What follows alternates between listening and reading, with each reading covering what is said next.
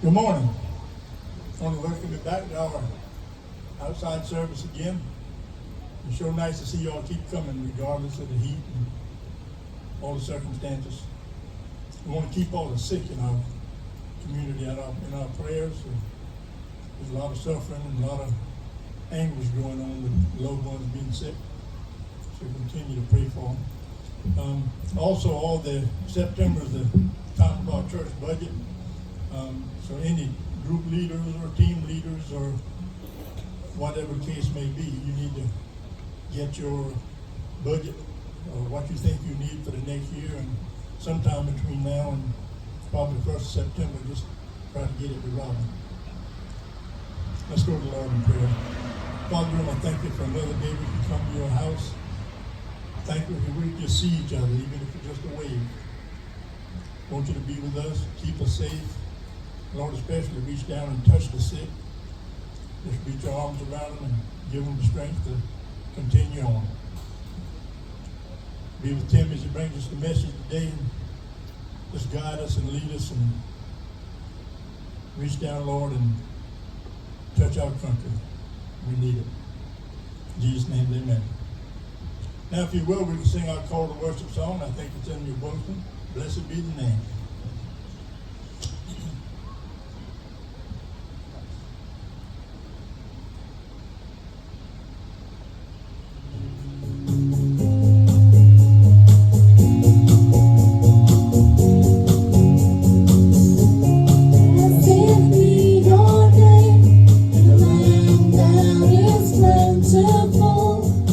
Streams of abundance flow. Blessed be your name.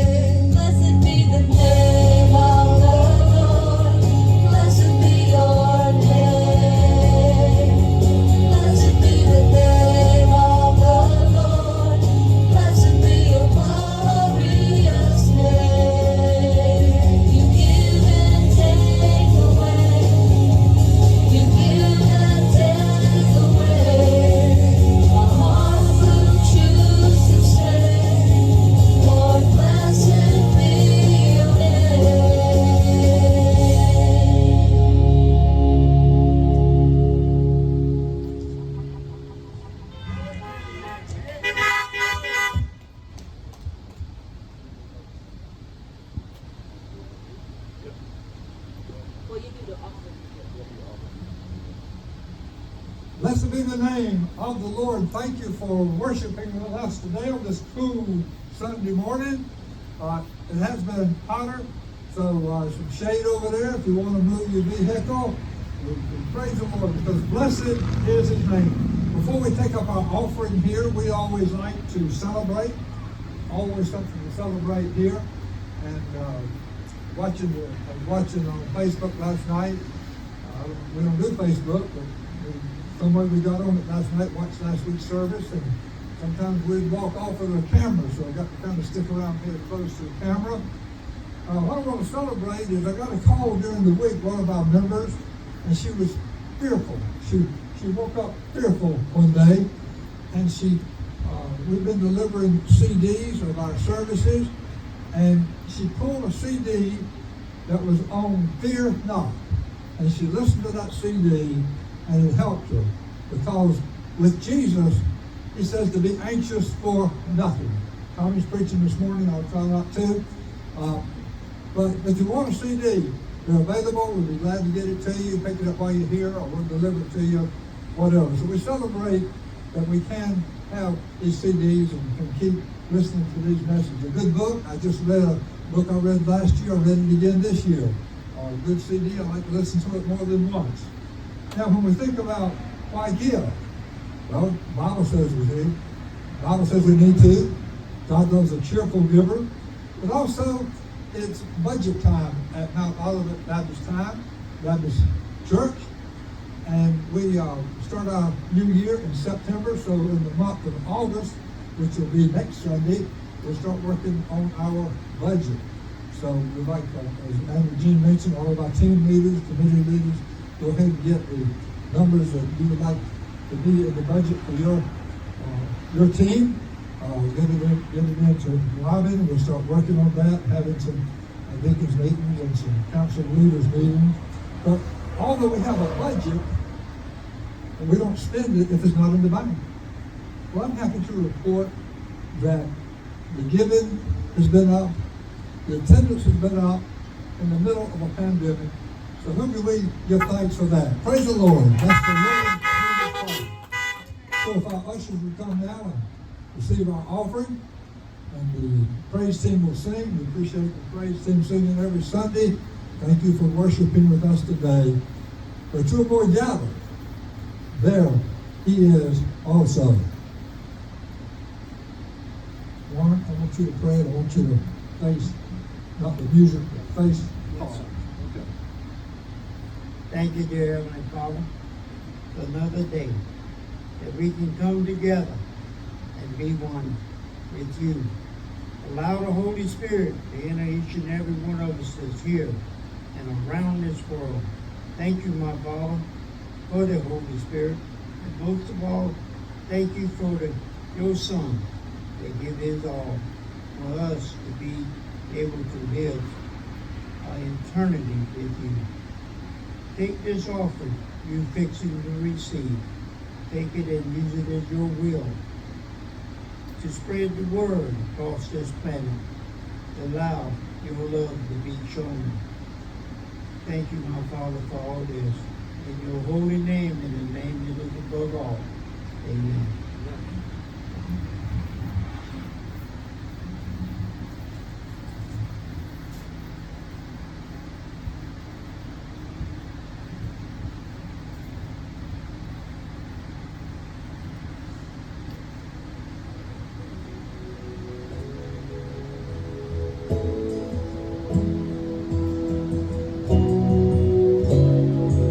Count on one thing, the same God.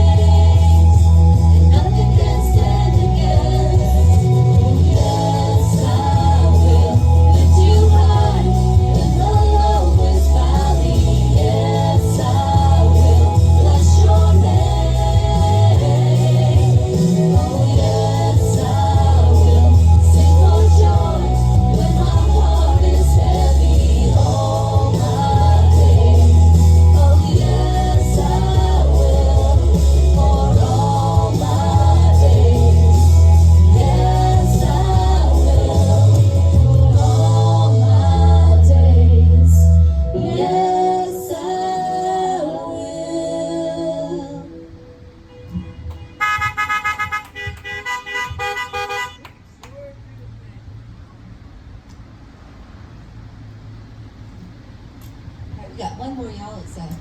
It's gonna go along with the sermon today.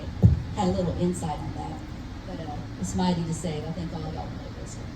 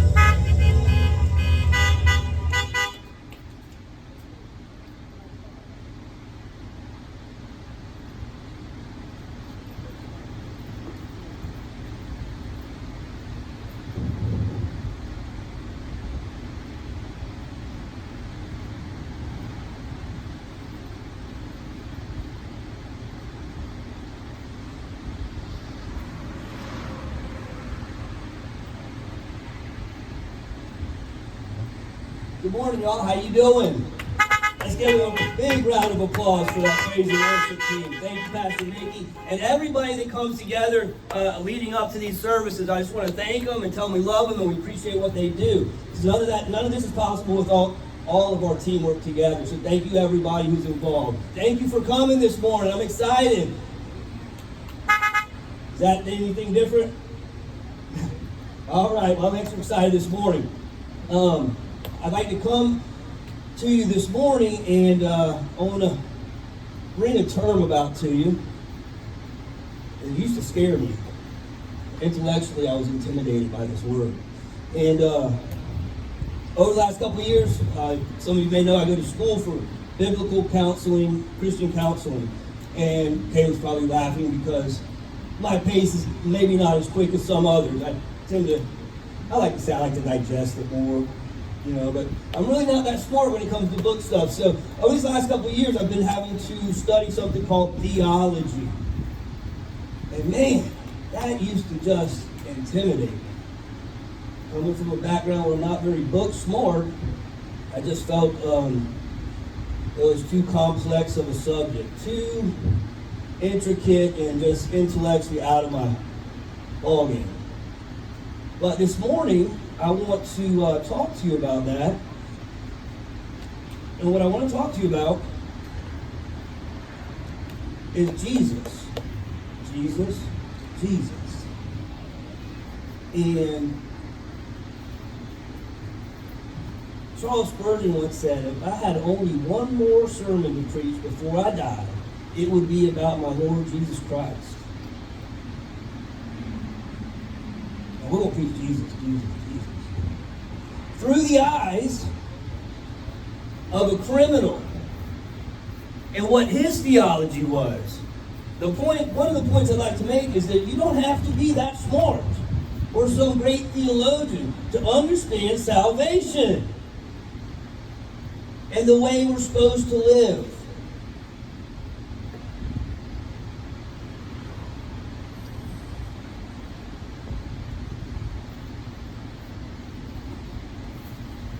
Theology, simply put, is the study of God's Word. Now, when I started school, they gave me these books. Systematic theology, over 1,300 pages. A theology of Christian counseling, a lot of pages. And then recently, a friend of mine, Richard Odom, challenged me to read something called pastoral theology. And after starting to read that book, I realized that the strict definition is the study of God. But in practical terms, it is the pursuit of God's truth as revealed in the inspired words of Scripture. I can even understand that. Now listen, we're going to talk about the criminal on the cross. Now, I can relate. I don't know if some of y'all know my testimony, but I've been in jail before, been arrested, broke my mother's heart, everybody praying for me. But that was at least 2 or 3 weeks ago. You can honk for that one. Come on now, y'all didn't get that? Tough crowd. All right, I'm going to let the Scripture talk then. All right, so listen. What I want to do is go to the Scriptures. Luke 23:32.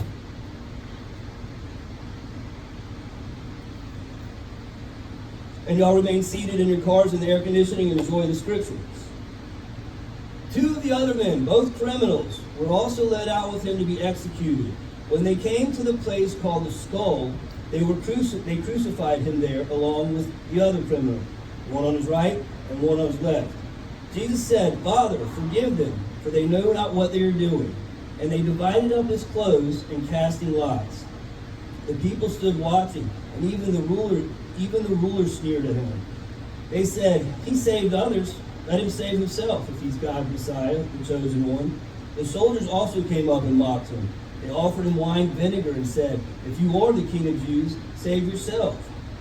There was a written notice above him which read, "This is the King of the Jews." One of the criminals who hung there hurled insults at him. Aren't you the Messiah? Save yourself and us. But the other criminal rebuked him. Don't you fear God, he said, since you're under the same sentence? We are punished justly for what we are getting, what our deeds deserve, but this man has done nothing wrong. Then he said, Jesus, remember me when you come into your kingdom. And Jesus answered him, truly, I tell you today, you will be with me in paradise. Dear Heavenly Father, thank you for today, Lord. We thank you for what you've done on the cross. We thank you for your resurrection, Lord. I pray that you would just hide me behind this cross. And I decrease and you increase, Lord. May the words of my mouth and the meditation of my heart be pleasing to you, O Lord, my rock and my redeemer. Amen. I want to read something out of a book from Warren Wiersbe to start off the morning.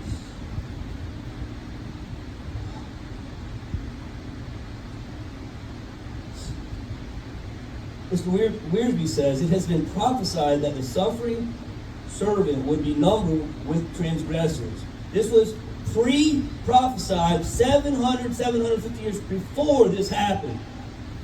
Two criminals were crucified with Jesus, men who were robbers.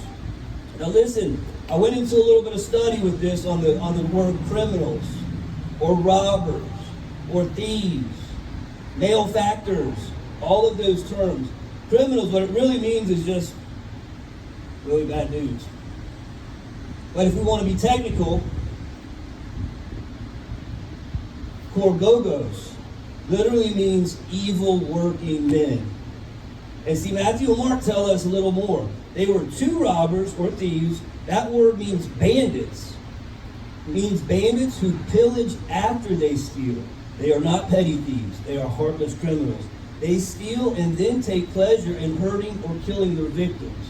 Some say they were possibly affiliated with Barabbas, who almost occupied that middle cross, but was released and Jesus died in his place.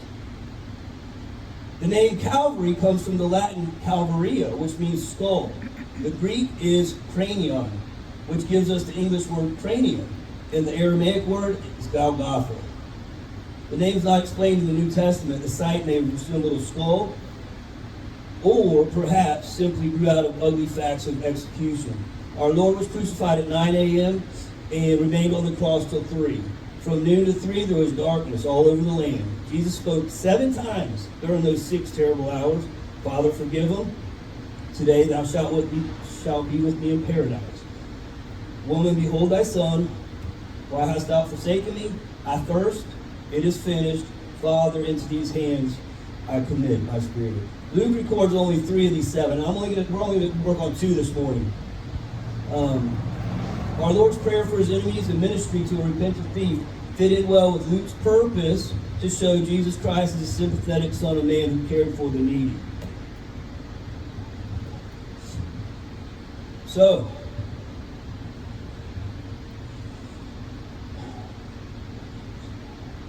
the thief's theology. A correct theology of God, sin, and salvation is the only way to have peace, rest, and assurance in your life.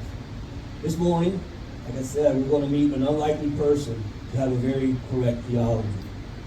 One of the thieves that died on that cross next to Jesus was saved because he had a proper theology and believed on the Lord Jesus Christ. Get this scene in your mind. Jesus led Calvary, and they crucified him with 2 other criminals. You know this, you've heard this. It's hot. They're bleeding. They're emotionally traumatized. The scene is dramatic. There's people throwing insults. And in the Luke account, it says one of the thieves was hurling insults. Matthew and Mark both record both thieves were hurling insults. So he's being insulted by not only the 2 on the cross, but the entire crowd is just total panoramic or a circus atmosphere going on. And Jesus, 2, one on the left, one on the right, Jesus is in the middle. And there was 3 crosses that day, 3 men died that day, but they were very different from one another. See, one was a savior, one was a sinner, and one became a saint. One died for sin, one died in sin, and one died to sin. And this was no accident. I just told you earlier that in Isaiah, he prophesied 750 years before this, that he would be numbered with the transgressors. This was a divine appointment set up before the foundations of the earth were laid. For these two criminals and our Lord and Savior Jesus Christ to have a meeting. And we'll look at two of these guys. What's the difference in the two? There's a big difference. Theology is one.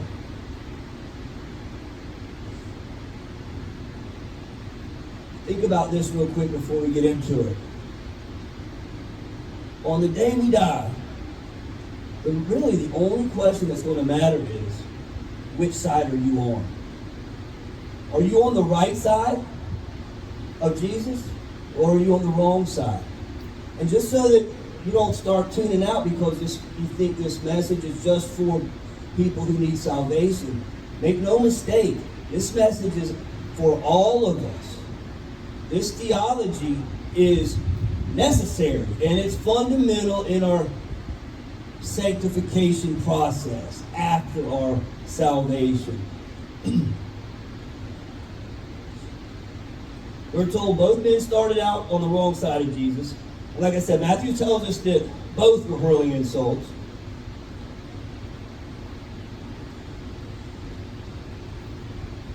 They were saying, if you're the Son of God, get yourself and us off this cross. But here, something happens right here. Something happens. Something amazing happens. One of the men stopped blaspheming Jesus and got saved before he died. What do you think he changed his mind? Well, it could have been a lot of things. But something did change his heart and mind. And he turned to Jesus because he believed certain things. He believed in Jesus Christ as Lord and Savior. See, I don't know where he got his theology. I don't know where he got his beliefs, his doctrines. But they were sound and they were right. And they brought him to believe in Jesus Christ and be saved that day. Amen?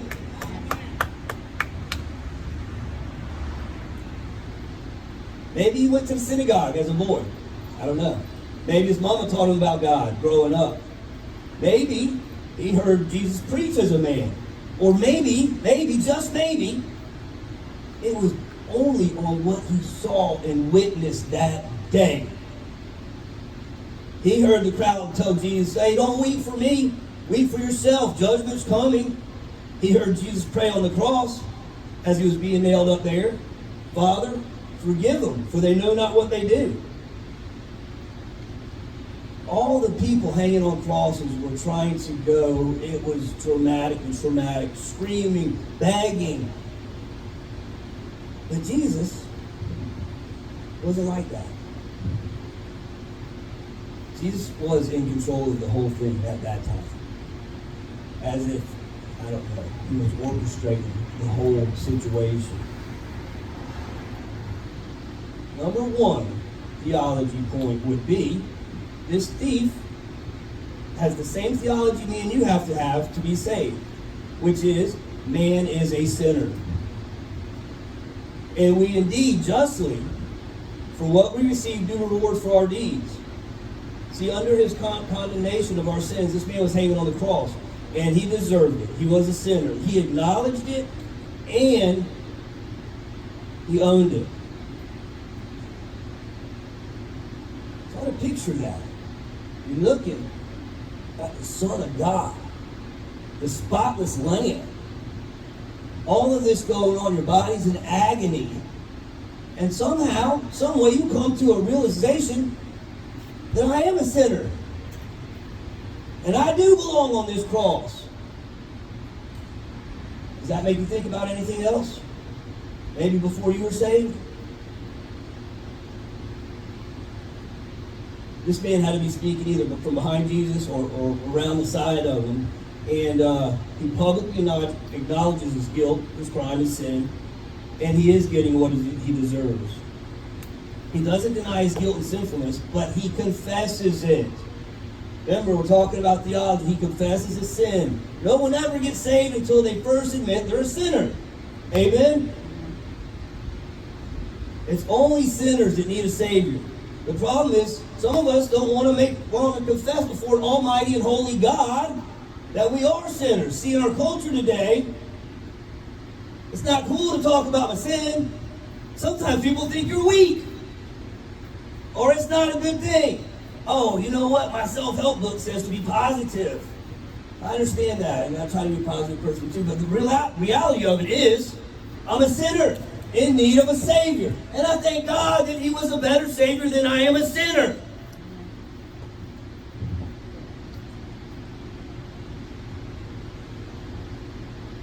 Do you think you're not a sinner? Do you think because you're morally a right person that will get you into heaven? Please listen to the rest of this message. There is none righteous, no, not one. For all have sinned and fall short of God's glorious standard. The wages of sin is what? Death. But wait, there's some good news. We have a Savior that's already done the work. If we will just acknowledge and believe on Him, we will be saved. Man, our pride. Oh, our pride. To imagine that I'm good enough or I can do enough to satisfy the righteous demands of God Almighty. Shame on me sometimes. So, you may say, preacher, this gospel's for a thief. I'm not a thief. If you're not living life for Jesus, if you're not serving God, then you are a thief. Simple.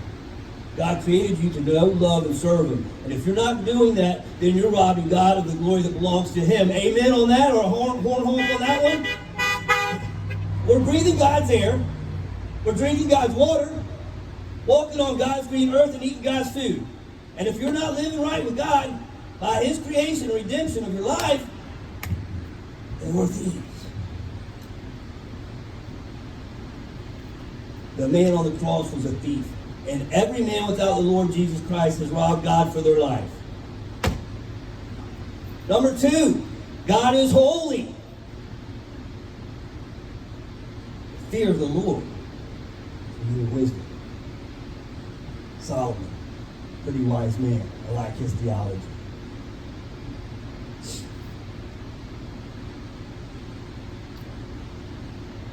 This man knew he was a sinner, and sin does deserve death. But,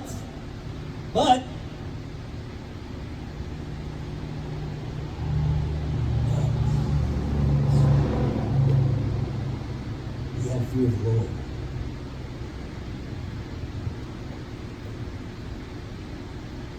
Sometimes I feel like I don't keep that at the top of the game. And I'm not talking about cowering in a corner waiting for Him to throw a lightning bolt at me when I mess up. No. A reverential awe of God's mighty power. In 1 John, we're told God is love. And He is love. But His chief characteristic is holiness. Even the angels and the creatures, Revelation 4 say, holy, holy, holy is the Lord God Almighty, who was, it is, and is to come. Holy, holy. Angels, creatures, and they do that how much? All day and all night. That is in awe. That is worship, and that is extremely good theology. God is perfect, righteous, and holy. And once we understand how holy and perfect, righteous God is, we will see ourselves in all of our sin and unrighteousness. Sometimes that's pretty tough. Back to the man. The thief on the cross saw himself as a sinner under the condemnation of God, and fear gripped his soul. One of these thieves had fear in his heart of God, for God, and the other didn't. One thief was saved and the other thief was lost. What separated them was an awareness of the holiness of God and the sinfulness of man. He said, if you're the Christ, save yourself and us from the cross. In other words, I like this part. Hey, I'll believe in you if you do something for me. How many times have I said, oh God, I just need this and I'll be good. Or I just need that and that'll be good. But if you don't get me out of my present situation, Lord, I ain't gonna believe in you. Or even sometimes, maybe you're doing it all for that guy over there and forgetting about me. Anybody ever like that? Or is it, I'm the only one? All right.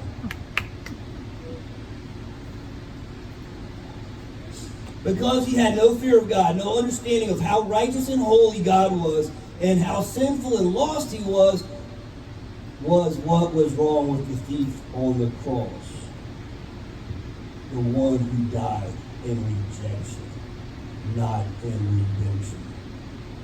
Which side are you on? Are you on the right side of Jesus or the wrong side of Jesus? Jesus can and will save anybody, anytime, any place, anywhere. And furthermore, guess what? If we would get back to studying the scriptures and this basic theology, Jesus' motto this right now and for all time was, is, and is to come is all lives matter. All lives matter. There is no separation when it comes to Jesus and God's love. And we are called to do the same exact thing. Love your neighbor. It don't give you a color. It don't give you a nationality. It says love your neighbor. Jesus loves all lives. And will save with this basic theology. Admit it. Acknowledge. Believe on the Lord. And you will be saved. Jesus is the Savior.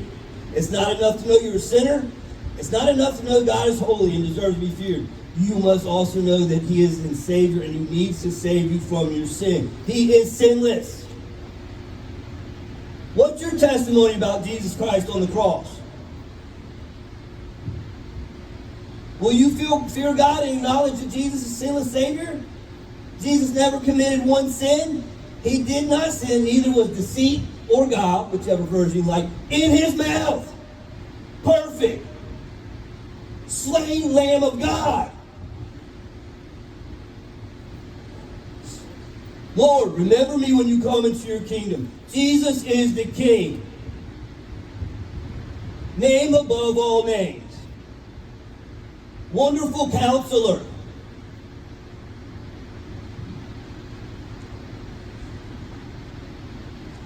Jesus is naked, beaten and bloody, dying on the cross. The thief turned to Him and called Him Lord. When you come into your kingdom, remember me. Wasn't even that great of a prayer. Just, hey, I know you're dying over there, so you're all busted up and everything, but hey, guess what? Remember me with all you got going on. Does Jesus care? No, He said, I will remember you. Today, I'll remember you. This thief believed that Jesus was the King of the coming God. This kingdom of God. Listen, I would have a hard time looking at a man hanging on the cross in that condition saying he's getting ready to come into a kingdom. This thief shows more faith than any of the apostles at this point. They're running scattered, scared. This thief says, the Holy Spirit has come into my heart and He's opened my eyes. And I'm going to believe in Him today. This is, or maybe arguably, the greatest example of faith in all the Bible. He was the only person in the world at that time willing to call Jesus Lord at that moment. I remember Peter called Him Lord after a great bunch of fish he caught. Oh, that's easy. Hey, Lord, thank you, thank you. You are the Lord. No, man. Do you see what our Savior does? He saves. Anywhere, anytime, anybody. That is what our Christ did on the cross for us. He is the Savior. Lord, remember me. Jesus will not forget anyone anytime, any place, who prays in repentance and faith, they will be saved. They will become part of his kingdom. Whosoever calls on the name of the Lord shall be saved. And it was a gracious and immediate salvation. Immediate. Does that remind you of anybody else? Anybody know Saul of Tarsus? Knocked off his horse. Blinded. Immediate conversion. Because he believed. He's another one that said, Lord. Lord.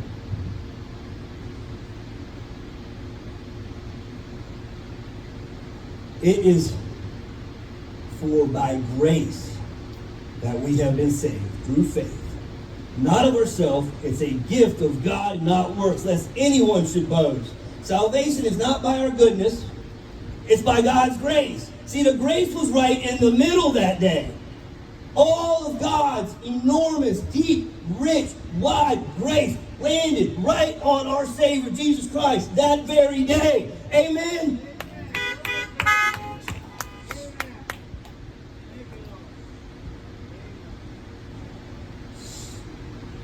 This man couldn't be baptized. He didn't get baptized. He didn't get to tithe. No good deeds. And some people say, oh, it can't be possible. It is possible.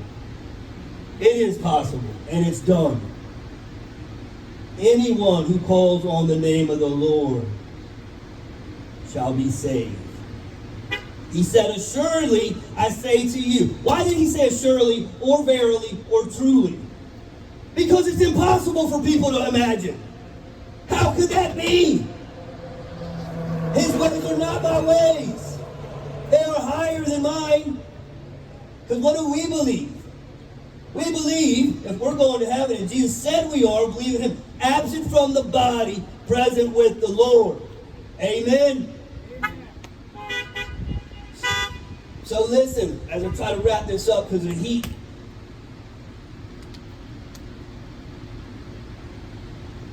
Tomorrow. I'll do it tomorrow. Tomorrow is the devil's word. He wants you to procrastinate. He wants you to say, I'll get around to it after the COVID virus. I'll trust in Jesus in the fall. I'll wait for the next great revival and then I'll go and walk that aisle. Today is the day. Not only for salvation, if you feel like you walked away from the Lord, it's life been living for you right. I want to leave that way. I want to follow you, Lord and Savior. Sometimes I want the Savior without the Lord. It's a package deal. Today is the day. Now I know things are a little different. We don't have your typical aisle you can walk down and have somebody pray with you and recite a prayer, but I promise you this. You call me or Caleb or one of our leaders over to the car, and we'll lead you to the Lord from 6 feet away, and I promise you that. 6 feet, 12 feet, however far you want to be. If you just want me to come over and say, you know what, Tommy, I've been living for the Lord not the way he wants. I want to recommit my life today. Man, I'll come right up on that car with a safe distance. I'll put my mask on. And we'll pray that prayer.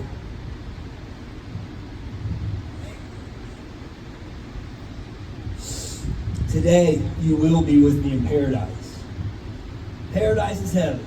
Garden of God. Eden restored. The first Adam got thrown out of paradise. But the second Adam, the Lord Jesus, through his death on the cross, has reopened paradise for all who believe in him. God doesn't want anybody to go to hell. Everyone to be saved. One writer said, the last person Jesus saved on earth was the first person Jesus welcomed to heaven.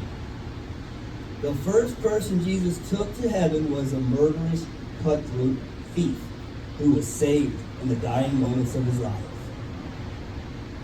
Both thieves were dying, but only one of them got saved. Please, y'all, don't wait another day. trust in Jesus Christ today. Somebody might say, it's too late for me. I've gone too far. Let me tell you, that's from the pit. You see the man we just talked about this morning.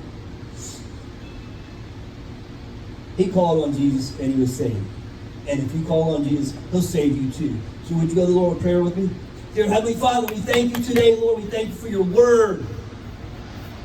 We thank you for this basic, monumental theology that even Tommy can understand. Lord, I pray that today somebody was out there and they said, preacher, I said a prayer, but I've been living this way. I said a prayer when I was 4, but I lived like the devil since then. I pray today, Lord, that they would come to know you on a personal relationship. I pray for anyone who's never known you, that they would just pray, Lord, I am a sinner. I acknowledge that. I acknowledge I am in need of a Savior. You, Jesus Christ, who walked sinlessly on this earth. You came to save the lost. You never took your focus off the prize. I must be about my Father's business. All the way to the cross, you were still saving the lost. Lord, I thank you for that. I thank you for each and every person that's here that may see this and that would say this prayer. I believe on the Lord Jesus Christ. I believe you were crucified, dead, and buried, and on the third day you rose again from the grave, and now sit at the right hand of God the Father Almighty. I want to commit my life to you. If you said that prayer, please get in touch with one of us, and we'll help you. We'll help you to show you the right way that Jesus has made you to be. Pray all these things in Jesus' precious name. Amen. Amen. Praise the Lord. Amen. Thank you for being with us today. Please call one of us if you're not sure. If there's any doubt about where you are with the Lord, we'll be glad to talk to you anytime, anywhere, keep at a safe distance. Listen, Mr. Charles Metz is over here. If you're praying for his wife, let me hear a honk. Okay. Hey, Carol and Mr. Charles and Carl, the whole family, and others in our fellowship that are going through struggles, we're praying for a miracle. Praise the Lord, we still serve a God of miracles. Drive safely. Hope to see you back next Sunday. Praise the Lord.